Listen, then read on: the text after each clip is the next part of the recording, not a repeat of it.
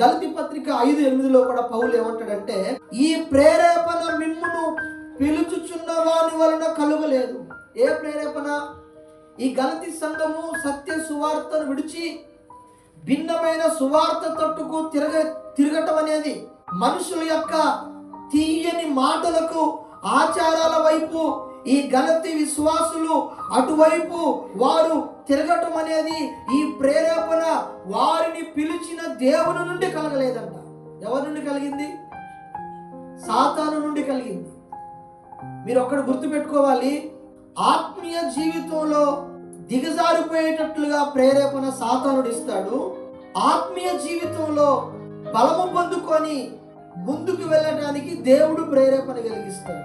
అయితే పౌలు అంటున్నాడు, మిమ్మును పిలిచిన వారి నుండి ఈ ప్రేరేపణ కలగలేదు. ఇప్పుడు గలతీ సంఘము సత్య సువార్తను విడిచి భిన్నమైన సువార్త తట్టుకు తిరగటము, ఆ ప్రేరేపణ దేవుని వలన కలగలేదు, అది సాతాను వలన కలిగింది, అది దుర్బోధకుల వలన కలిగింది. సువార్తను చెరపగోరేటువంటి అక్రమ బోధకులు ఎవరైతే ఉంటారో వారి వలన కలిగింది, కానీ దేవుని వలన కలగలేదు. పౌలు అంటున్నాడు, మీరెంత త్వరగా మీరు తిరిగిపోవుట నాకు ఆశ్చర్యము కలుగుతూ ఉంది. కొన్నిసార్లు మనం కూడా సువార్తను నమ్మి బాప్తిసం పొంది మారుమనసు పొంది రక్షణ పొంది ప్రభు బలలో పాలు పొందుతూ కొంత కాలం మన యొక్క భక్తి జీవితము ముందుకు వెళ్ళిన తర్వాత మనం కూడా కొన్నిసార్లు త్వరగా సత్యమైన భక్తిని విడిచి త్వరగా తిరిగిపోయే అవకాశాలు పరిస్థితులు వస్తాయి. కొంతమంది త్వరగా రక్షణ పొందిన వెంటనే పడిపోతారు. రక్షణ పొందిన వెంటనే దేవుని యొక్క ప్రత్యక్షతను కోల్పోతారు. త్వరగా లోక సంబంధమైన ఆచారాలకు ఆకర్షితులయ్యేవారు లేకపోలేదు.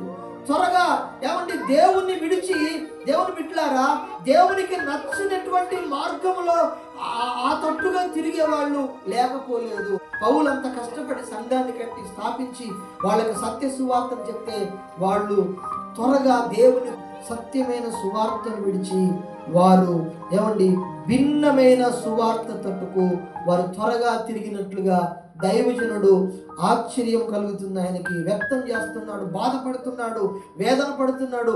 అయ్యో గలతీయులారా, మీరు ఇంత త్వరగా ఈ యొక్క కృప నుండి మీరు భిన్నమైన సువార్త తట్టుకు ఇంత త్వరగా తిరిగిపోవుట చూడగా నాకు ఆశ్చర్యము కలిగిస్తుంది. పౌలుకు ఆశ్చర్యం కలిగింది, తొందరగా వాళ్ళు పడిపోవడం. సంఘంలో ఎవరైనా రక్షణ పొంది రక్షణలో ఆత్మీయంగా దిగజారిపోతే ఎట్లా చెప్పండి? సేవకునికి బాధ కలుగుతుంది. వీళ్ళు త్వరగా తిరిగిపోవడానికి ఒక శోధన రాలేదు, ఒక బాధ రాలేదు, ఒక వ్యాధి రాలేదు, కానీ ఇంత త్వరగా వారు సువార్తను విడిచి భిన్నమైన సువార్త తట్టుకు తిరగటానికి కారణం ఏంటంటే ఆత్మీయ జీవితంలో నిర్లక్ష్యమే. పడిపోవటానికి, దేవుణ్ణి విడిచి దేవునికి దూరం కావటానికి ఏదో తప్పు చేయనక్కర్లేదు, ఏదో శోధన రానక్కర్లేదు, ఏదో బలహీనత రానక్కర్లేదు. ఆత్మీయ జీవితంలో నిర్లక్ష్యంగా ఉంటే దేవుణ్ణి విడిచిపెట్టి ఇంకొక మార్గం తట్టు తిరగటానికి సాతానుడు నిన్ను ప్రేరేపిస్తాడు. ఆత్మీయ జీవితంలో మనకు ఎంత మాత్రం కూడా నిర్లక్ష్యం రాకూడదు. ప్రార్థనకి వెళ్ళటానికి నిర్లక్ష్యం రాకూడదు. వాక్యం చదవటానికి నిర్లక్ష్యంగా ఉండకూడదు. చర్చికి సమయానికి వెళ్ళటానికి నిర్లక్ష్యంగా ఉండకూడదు. ఎందుకంటే ఆత్మీయ జీవితంలో ఆదమరిచి ఎవరైతే నిర్లక్ష్యంగా ఉంటారో వాళ్ళు ఆత్మీయ జీవితంలో పడిపోవటానికి అన్ని కూడా సమకూడుకుంటాయి. నువ్వు అనుకోవచ్చు, నేను బాగానే ఉన్నాను, నాకు ఏ అలవాట్లు లేవు, నేను మంచిగా ఉన్నా, నాకు ఏ రోగం లేదు, నొప్పి లేదు అనుకోవచ్చు. దేవుడి నుంచి దూరం కావడానికి ఒక చెడ్డ అలవాటు అక్కర్లేదు, ఒక రోగం అక్కర్లేదు, ఒక బాధ అక్కర్లేదు. దేవుడి నుంచి దూరం చేసేది ఏంటంటే ఆత్మీయ జీవితంలో నిర్లక్ష్యం. వెళ్దాంలే, ఇప్పుడు వెళ్దాంలే, వచ్చే వారం పోదాంలే, అంత తొందరగా వచ్చిందిలే, వెళ్ళక పోదాంలే అనేటువంటిది ఆత్మీయ జీవితంలో నిర్లక్ష్యం. ఇప్పుడేముందిలే తర్వాత చేసుకోవచ్చు ప్రార్థన, ఆత్మీయ జీవితంలో నిర్లక్ష్యానికి దారి తీసేటువంటి పరిణామం. ఇప్పుడేముందిలే తర్వాత చదువుకోవచ్చులే వాక్యము, ఆత్మీయ జీవితంలో నిర్లక్ష్యానికి దారి తీసేటువంటి ఒక ప్రక్రియ. ఏమండి, ఒక పక్కన నీలో ఉన్నటువంటి పరిశుద్ధాత్మ ప్రార్థన చేయొచ్చు కదా, వాక్యం చదవచ్చు కదా, దేవుని కొరకు నువ్వు బ్రతకొచ్చు కదా అని లోపల ఒక ఒత్తిడి జరుగుతూ ఉంటది. మనమేమో ఏమండి లోకానుసారమైనటువంటి పద్ధతుల మీద అన్నిటి మీద మనము మనసు పెట్టి ఇప్పుడు వద్దులే తర్వాత చేద్దాంలే, ఈసారి వద్దులే తర్వాత చేద్దాంలే, ఈ రోజు వద్దులే తర్వాత చేద్దాంలే వాయిదా వేయటం అనేది అది దేనికి దారి తీస్తుందంటే ఆత్మీయ జీవితంలో నిర్లక్ష్యతకు దారి తీస్తుంది. ఈ గలతీ సంఘము విశ్వాసులు అంత త్వరగా ఏమండి క్రీస్తు కృపను బట్టి వారిని పిలిచిన వారిని విడిచి భిన్నమైన సువార్త తట్టుకు అంత త్వరగా తిరిగిపోవటానికి వారి జీవితంలో ఆత్మీయ నిర్లక్ష్యం. ఒకసారి పరిశీలన చేసుకోండి, నేను ఆత్మీయ జీవితంలో నిర్లక్ష్యత ఉందా? నాకు ఆత్మీయ జీవితంలో నేను చురుగ్గా ఉన్నానా?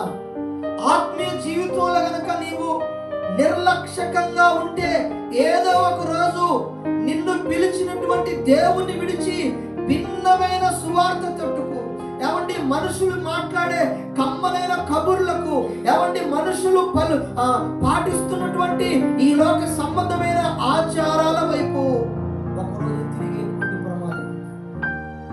నీవు ఆత్మీయ జీవితంలో నిర్లక్ష్యకంగా ఉండొద్దు అనుకుంటే ప్రార్థన చేయాలి, వాక్యం చదవాలి, ప్రతి ఆదివారం మందిరానికి రావాలి, అందరికంటే ముందు రావాలి, ఒక పావు గంట ముందు వచ్చి మందిరంలో ఉండి ప్రార్థన చేసుకుంటే నీ ఆత్మీయ జీవితం అనేది నిర్లక్ష్యత పోయి అభివృద్ధిలోకి వస్తుంది. లేట్గా అన్నం తింటే ఏమైంది చెప్పండి? గ్యాస్ బట్టి అరగదు, టయానికి తింటే అరిగిపోదు. ఇప్పుడు ఆత్మీయ జీవితంలో కూడా ఇప్పుడు వద్దులే తర్వాత చేద్దాం, ఇంకొంచెంసేపటికి చేద్దాం, ఇంకొద్దిసేపటికి వెళ్దాం, నా ఇష్టం వచ్చినప్పుడు నేను చేస్తాను, నా ఇష్టం వచ్చినప్పుడు నేను గుడికి వెళ్తాను అన్నట్లుగా ఉంటే శారీరకంగా నువ్వు సమయానికి అన్నం తినకపోతే నీకు ఎలాగ అరగదో, ప్రాబ్లమ్స్ వస్తాయో, ఆత్మీయ జీవితంలో కూడా ఒక సమయానికి అనుకూలంగా ప్రార్థన కానీ వాక్యము కానీ అన్ని విషయాలలో నీవు సరిగ్గా లేకపోతే నీకు కూడా అరగదు. ఆత్మీయ జీవితంలో నిర్లక్ష్యత అనేది వచ్చేస్తుంది. ఈ యొక్క గలతీ సంఘము వారు పూర్తిగా దేవుణ్ణి విడిచి భిన్నమైన సువార్త తట్టుకు వారు త్వరగా తిరిగిపోవడానికి ఒక బలమైన కారణం ఏంటంటే ఆత్మీయ జీవితంలో నిర్లక్ష్యత వారిలోకి వచ్చింది.